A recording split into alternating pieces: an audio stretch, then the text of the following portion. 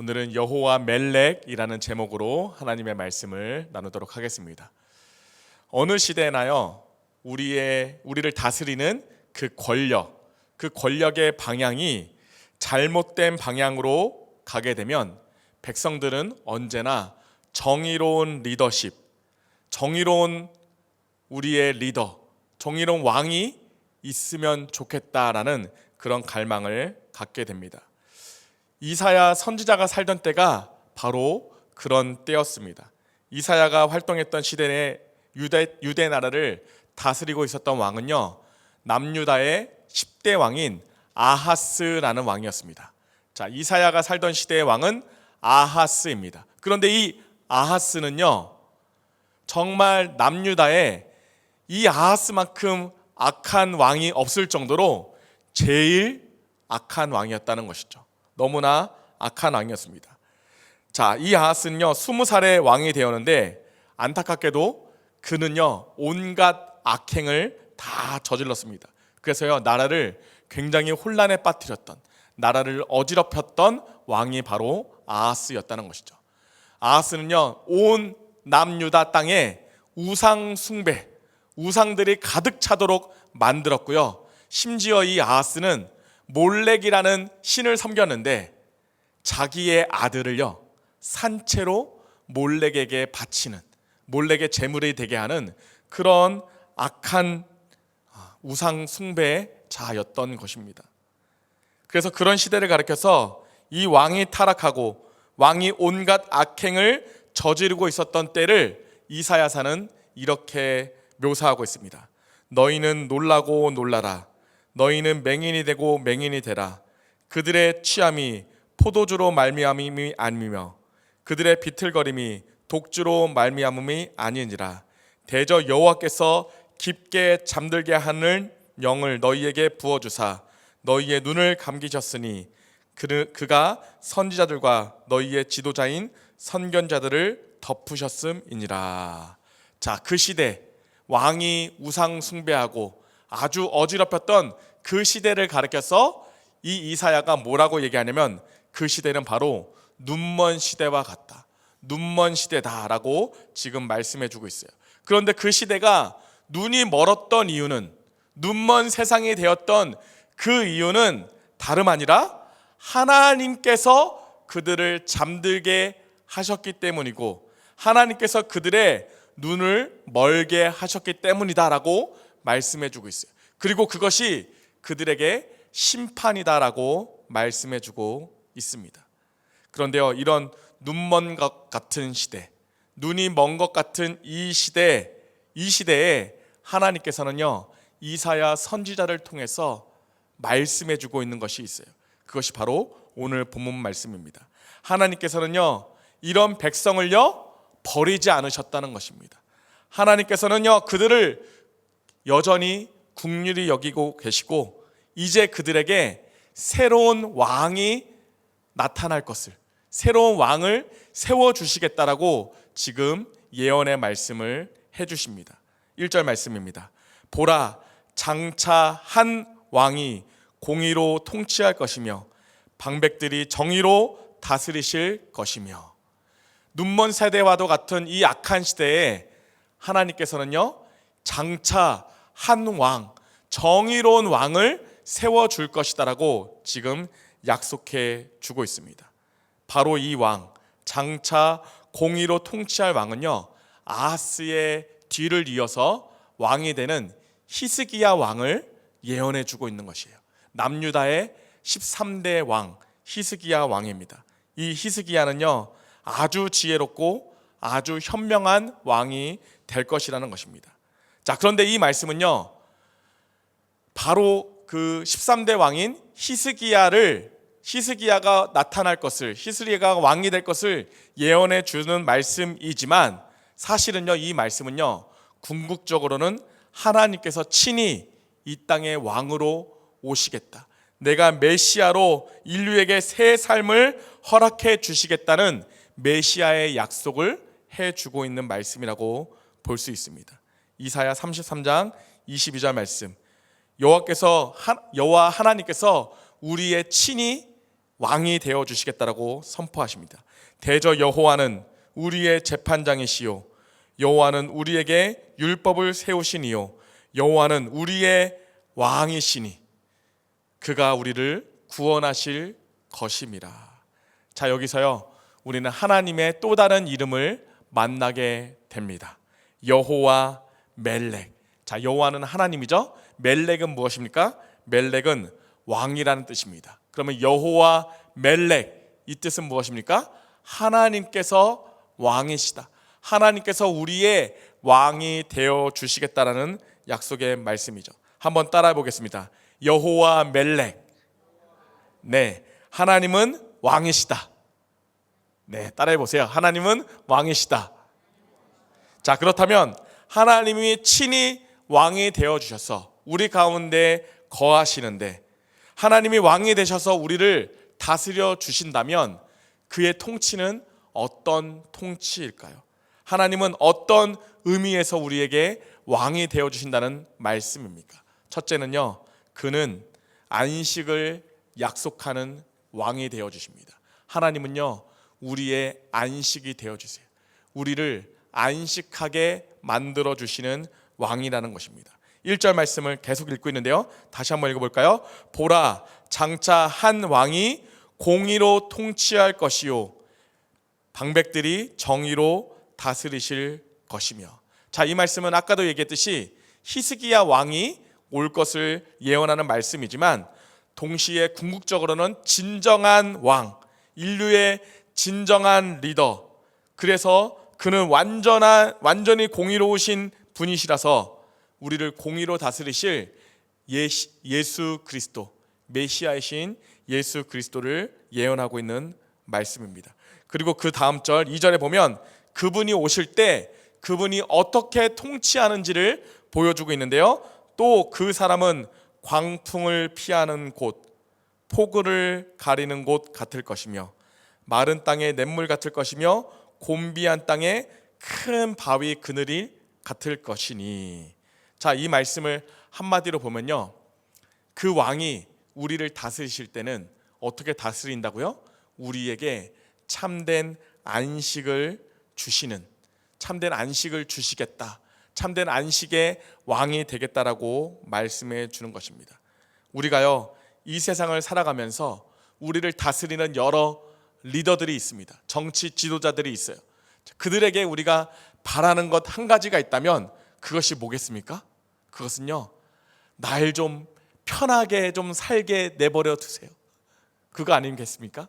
날 좀 편하게 살게 해달라, 제발 좀 편히 살게 해 주십시오. 그것일 것입니다. 여기서 메시아의 통치가 약속하는 바를 한번 잘 살펴보세요. 그는 광풍과 폭우를 피할 수 있는 피난처가 되어 주시겠다라고 말씀하고 있어요. 우리가 인생을 살다 보면요, 예기치 못한 폭풍우가 우리의 인생 가운데 몰아칠 때가 얼마나 많습니까? 가정의 풍파, 또는 사업의 예기치 못한 침체와 흔들림, 그리고 실패, 그리고 갑작스런 우리의 발병, 그리고 사랑했던 사람과 얼굴을 돌려야 하는, 등을 돌려야 하는 그런 관계의 단절과 상처들, 이런 것들이 모두 인생에 몰아치는 광풍과 폭풍우가 아니겠습니까? 그런데 바로 그분이, 바로 예수님이, 바로 하나님이 우리가 피할, 폭풍우를 피할 안식처가 되어 주시겠다라고 말씀해 주고 있는 것입니다. 그는요, 마른 땅에 냇물과도 같다고 말씀해 주십니다. 우리가 많은 땅, 광야, 사막을 지날 때에 냇물은 얼마나 우리에게 시원함을 줍니까? 그 물이 없으면 살아날 수가 없는 것입니다. 마른 땅을 지나가는 냇물은 그 땅을 살리는 생명입니다. 그리고 그는 곤비한 땅의 큰 바위 그늘 같을 것이라고 말씀해 주고 있어요. 광야를 지납니다. 사막을 지나고 있어요. 그런데 장렬하는 태양이 있습니다. 그곳에서 태양빛을 피할 수 있는 큰 바위가 있다. 바위 그늘이 있다면 그것은 생명과도 같은 것입니다. 그런데 오늘 하나님께서 큰 바위 그늘이 되어 주시겠다. 1970년대 후반을 살았던 영국의 목사님 가운데 어거스투스 톰 레이디라는 목사님이 계십니다. 자, 이분이 어느 날 길을 가는데 갑자기 예기치 않은 천둥, 번개, 폭풍우가 막 몰아치는 것입니다. 비가 너무나 사납게 오기 때문에 좀 피할 곳을 찾았는데 도저히 비를 피할 곳이 없는 거예요. 그런데 가만히 보니까 저쪽에 보니까 큰 바위가 있는데 그 바위 틈이 갈라져 있었어요. 아, 저기 들어가면 내가 비를 피할 수 있겠구나 생각하고 그 바위 틈으로 들어갑니다. 자, 폭풍우가 지나가기를 그 바위 틈 속에서 기다리면서 묵상 기도를 하고 있을 때였습니다. 갑자기 시상이 하나 떠오른 거예요. 그래서 그 시를 적어야 되겠는데 막 주머니를 뒤져봤는데 종이가 없는 겁니다. 그런데 막 뒤져보니까 쪽지가 하나 있었어요. 그 쪽지에다가 그때 받았던 은혜의 말씀을 시를 막 적기 시작합니다. 그때 적어 내려간 시가요, 그 유명한 찬송가 494장입니다. 만세반석 열리니 내가 들어갑니다. 창의 허리 상하여 물과 피를 흘린 것 내게 효험되어서 정결하게 하소서. 자, 이 찬양의 4절의 가사에 보면 이런 가사가 있습니다. 살아생전 숨쉬고 주고 세상 떠날 때 거룩하신 주 앞에 끝날 심판 당할 때 만세반석 열리니 내가 들어갑니다. 폭풍우를 피했던 그 바위 틈에서 이 시를 적었어요. 영국의 유명한 왕자였던 알버트 왕자가요, 그가 죽어가는 친상에서 자기에게 병문안을 왔던 사람들에게 이 찬송가를 불러달라고 부탁을 했습니다. 그리고 윌리엄 그라드 스톤이라는 수상은요, 그의 장례식에서 이 찬송가를 꼭 불러달라고 유언을 남겼습니다. 이런 인생의 권력자들, 그러나 마지막 가는 그 마당에서 자기가 가지고 있었던 권력도, 돈도, 명예도 위로가 되지 못할 때 그들이 마지막으로 붙잡을 수 있었던 것은 반세반석 대신 예수 그리스도, 오직 예수만이 그들의 마지막 반석이요, 위로요, 소망일 수 있다라고 그들은 고백했습니다. 그렇습니다. 우리가 인생을 걸어가면서 폭풍을 만날 때, 광풍이 우리의 인생 가운데 몰아칠 때 누가 우리의 위로, 누가 우리의 안식처가 될 수 있겠습니까? 여호와 멜렉, 우리 여호와 하나님, 예수 그리스도만이 우리의 안식처가 되어주십니다. 성경은 우리의 왕이신 예수, 메시아로 오신 예수, 그분만이 우리의 삶의 통치자가 되어주실 때에 우리에게 안식을 허락해 주신다라고 말씀해주고 있습니다. 나치 독일이 전 유럽을 지배하고 있었을 때에 유대인들을 숨겨주었던 제목으로 감옥에 갇혔던 네덜란드의 할머니 한 분이 계십니다. 바로 주는 나의 피난처라는 책을 쓴 코리 텐 붐이라는 할머니입니다. 코리 텐 붐. 이 사람은요, 유대인들을 구해줬다는 그런 제목으로 감옥에 갇혔어요. 그런데 그는 감옥 안에서도 예수님께서 나 자신의 피난처가 되어주시는 그런 놀라운 위로들을 계속해서 경험했답니다. 그래서 감옥에 있는 여러 사람들에게 예수님의 소망이라고, 예수님이 우리의 위로가 되어주신다고 같이 감옥에 갇혀 있었던 그 사람들에게 희망의 메시지를 계속 전했어요. 그는요, 감옥 안에서 힘들어하고 있는 사람들에게 이렇게 이야기했다고 합니다. 우리가 기차를 탔다고 생각해 보십시오. 기차가 터널 속을, 어두운 굴 속을 지나가고 있을 때 사방이 어두워서 보이지가 않습니다. 그렇게 어둡다고, 아무것도 보이지 않는다고 우리가 기차에서 뛰어내릴 수 있겠습니까? 아닙니다. 그때도 우리는 믿어야 합니다. 기관사를 믿어야 합니다. 기관사가 나를 무사히 목적지까지 데려다 줄 것을 믿고 가만히 지금 여기서 쉬는 것을 배워야 하지 않겠습니까? 어두운 터널, 아무것도 보이지 않는 그 터널을 지나고 있을 때 무서워서 거기서 뛰어내리는 것이 아니라 우리의 인생의 기관사 되시는 그 예수님을 믿고 나아감으로 말미암아 그 예수님으로 인해서 참 안식, 지금 어렵지만 폭풍과 몰아치지만 아무것도 보이지 않지만 그곳에서 안식할 수 있는 것을 배워야 한다는 것입니다. 혹시 지금 내 인생의 기차가 어두움의 터널을 통과하고 있는 것 같은 느낌이 계신 분들이 있습니까? 제발 그 기차에서 뛰어내릴 생각하지 마시고 조금만 참으십시오. 그리고 믿어보십시오. 누구를 믿습니까? 기관사 대신 우리의 왕이 되신 여호와 멜레 그 예수님을 바라보시길 바랍니다. 그분이 우리를 다스려 주실 때에 우리에게 참된 안식을 허락해 주실 것입니다. 자, 그렇다면 여호와 멜렉 우리의 왕이신 하나님, 그 하나님은 또 어떤 의미에서의 하나님이실까요? 둘째는요, 그는 안정을 약속하시는 하나님이십니다. 안정을 약속하는 왕이십니다. 인생을 살아가면서 우리의 마음의 쉼, 안식 이상으로 우리가 중요한 것이 있다면 그것은 안정일 것입니다. 우리의 안식이 깨어지는 이유는요, 우리의 삶의 안정이 깨어졌을 때, 안정이 불안전할 때 우리의 안식이 깨어지는 것입니다. 그런데 오늘 본문 말씀에 보니까요, 이사야 선지자는 메시아이신 메시아 되시는 우리 왕이 되시는 그 하나님께서 우리의 삶 가운데 안정을 허락해 준다라고 말씀해 주고 있어요. 33장 20절 말씀, 우리의 절기의 시온성을 보라. 내 눈이 안정된 처소인 예루살렘을 보리니 그것은 옮겨지지 아니할 장막이라. 그 말뚝이 영영이 뽑히지 아니할 것이요 그 줄이 하나도 끊어지지 아니할 것이며. 자, 이 말씀 보니까요, 여기에 안정된 처소라는 말이 나옵니다. 하나님께서 안정된 처소, 안전한 처소를 우리에게 주시겠다라고 말씀해 주고 있어요. 그리고 오늘 본문 말씀 33장 22절, 대저 여호와는 우리의 재판장이시요 여호와는 우리에게 율법을 세우시니요 여호와는 우리의 왕이시니 그가 우리를 구원하실 것임이니라.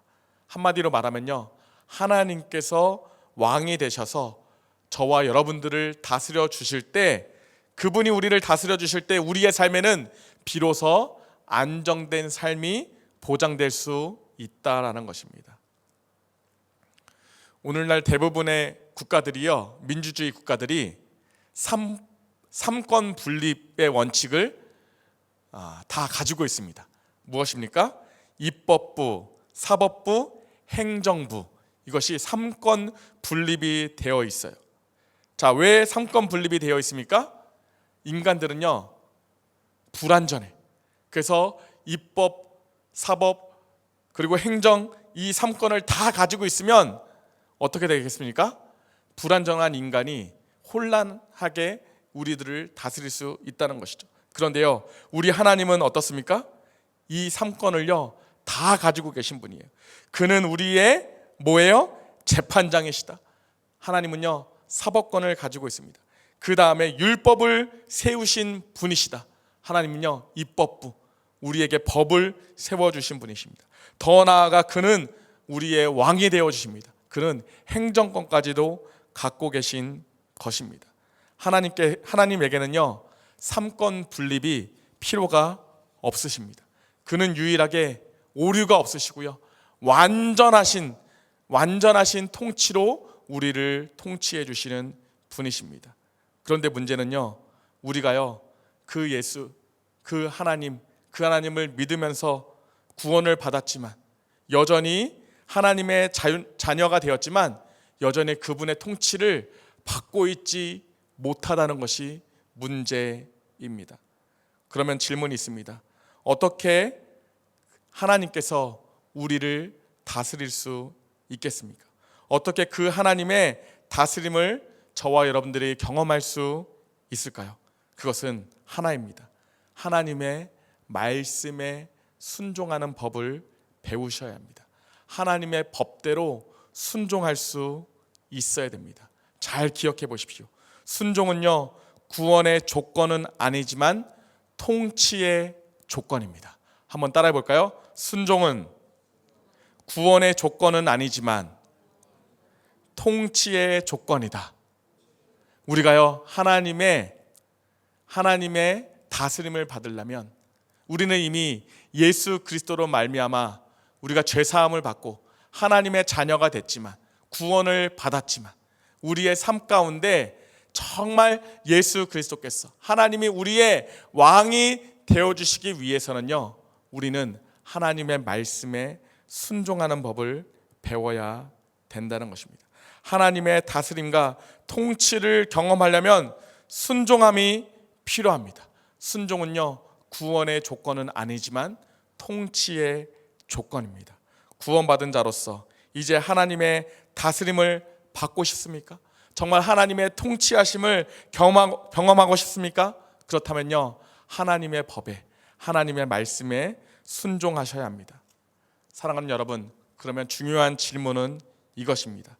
그렇다면 여러분들은 여호와 멜렉, 우리의 왕 되시고 우리에게 안식을 허락하시고 우리에게 안정을 주시는 그 여호와 멜렉, 그 하나님의 통치를 받고 계십니까? 그 여호와 하나님, 그 하나님이 우리의 왕이십니까? 나의 왕이십니까? 어느 날 내가 예수 그리스도를 구주와 주님으로 영접한다는 것은 그분을 나의 왕으로 모셨다는 것입니다. 그러나 그분을 나의 주님으로, 나의 왕으로 단순히 모신 것만으로 만족하지 못합니다. 날마다의 삶에서 그 왕의 얼굴을 아련하기를 갈망하면서 그 왕이 내게 주시는 그 말씀을 붙들고 순종의 삶을 걸어갈 때 비로소 우리는 그의 백성, 그의 통치를 받는 백성이 될 줄로 믿습니다. 여호와 멜렉, 우리에게 안식을 허락하여 주시는 왕, 여호와 멜렉, 그는 우리에게 안정을 허락하여 주시는, 완전한 통치를 해주시는 그 왕, 그 하나님을 우리의 왕으로, 나의 왕으로 모실 수 있는 저와 여러분들 되시기를 간절히 바랍니다.